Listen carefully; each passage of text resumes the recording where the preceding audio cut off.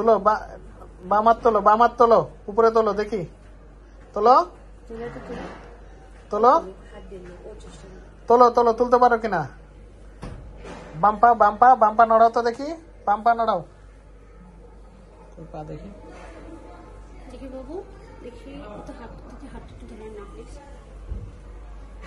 হ্যাঁ, নড়াও, এই পা নড়াও,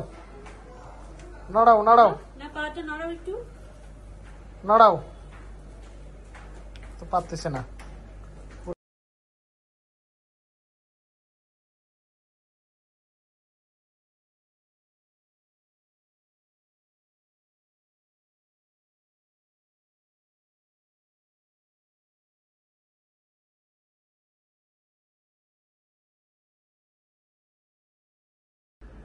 হাত তুলে, এবার হাত তুলে দেখাও যে হ্যাঁ, আরে হাত তুলতে পারো না?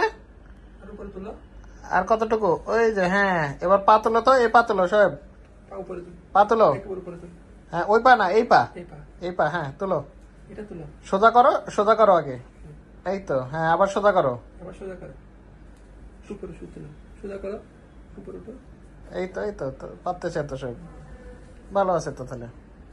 হ্যাঁ, আসো আস্তে আসো, আবার যাও, আবার হেঁটে যাও, আবার যাও এদিকে। হ্যাঁ, দুই হাত তোলো এবার, সাবাস। আর কোনো সমস্যা আছে তোমার? মাথা ব্যথা, বমি, খিঁচুনি এগুলো আছে? মাথা ব্যথা করে?